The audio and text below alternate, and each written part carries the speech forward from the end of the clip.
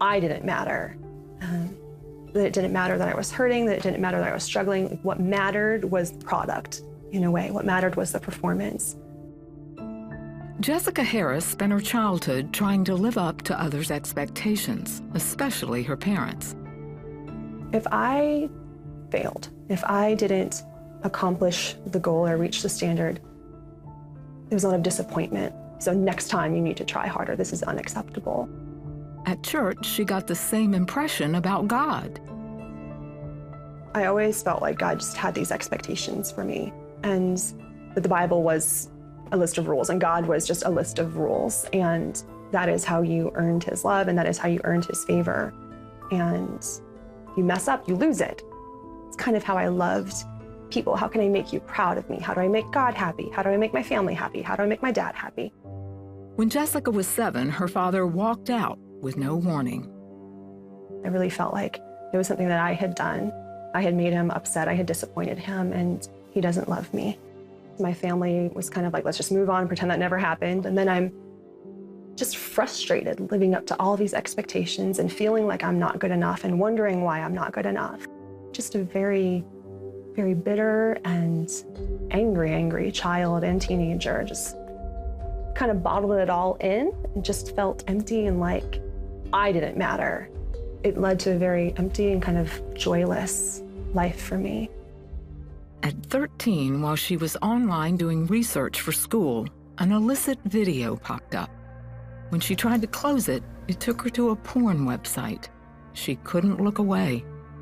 I think I watched the video because it's a bit like watching a train wreck. As much as you might not want to watch it, at the same time, what happens next? What is this? I don't understand. So there's an intrigue part of it. Then something else piqued her curiosity. It was a chat room, and she signed in. I went in there thinking, oh, I'll just talk to these people and just see what this is all about. And it turned into men asking me to perform different things for them just via chat. And I began cybering, which is having chat room sexual relations with people. Then I have no clue what they're talking about, so I'd have to go and research what that was using search engines and things, and it just drew me further and further into the world of pornography. At first, it was the attention and adoration of those strangers that drew Jessica back again and again. Here, she was always wanted. There is an escape, and I can go on there and pretend that none of my life is actually happening. I can go on there and pretend that my life is perfect, that I'm perfect, that I have it all together, and get acceptance and validation. Then it became more. And then eventually I was just so physically drawn to pornography. Forget the chat rooms, I'll just watch pornography myself. It was kind of a release for me. By her senior year, she was spending up to 6 hours a day online, all the while still going to church and being the model student. Now it's taken over my life. Now it's threatening to ruin my grades. It's threatening to ruin my dreams. And I'm more ashamed of the fact that I let it get this far. Deep down, she knew she needed help, but to her, it wasn't an option. I'm so busy in school, in church, at home, making sure everyone knows that I'm perfect and making sure I meet all the rules. Who am I going to tell? Because whoever I tell, all of that perfection is going to come crashing down, and they're going to know I'm going to be the freak who watches porn. There's no one safe to tell. I have to do this myself. She tried to limit her time online, but couldn't. It only made her feel like more of a failure. I would begin to just beat myself up. I would take my head and bang it against the side of the bathtub because I thought, if I can make this hurt, I'll stop. But nothing worked. She became valedictorian, but at her graduation, she realized how meaningless her life had become. I had this revelation of my whole life is pornography. And that terrified me. And I thought, no, there has to be something else. After Jessica began college, she attended the funeral of a girl she knew from school. She was moved by the eulogy that spoke of her friend's love for Christ. And I remember sitting there thinking, that's what I want.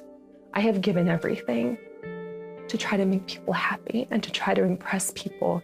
And I could feel that if I died, no one would care. And I thought, that's not what I want. Like, I want my life to matter. I want it to make a difference. And if all it takes is loving Jesus, I can do that. Afterwards, Jessica knelt at the altar and prayed.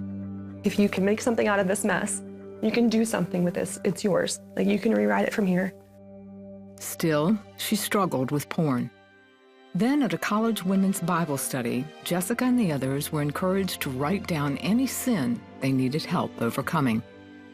And it was like God said, listen, you've been waiting for a safe place to confess. And all you have to do is write in your name and that you struggle with pornography. So I wrote it out, and I remember thinking it was the biggest mistake of my life. Like, I walked away feeling so defeated because I had just torn down that wall of perfection. But it didn't end the way Jessica feared. A woman from the Bible study reached out and supported her. Through prayer and several months of counseling, Jessica overcame her addiction. Today, she's an author and speaker, helping other women find their true worth in Christ.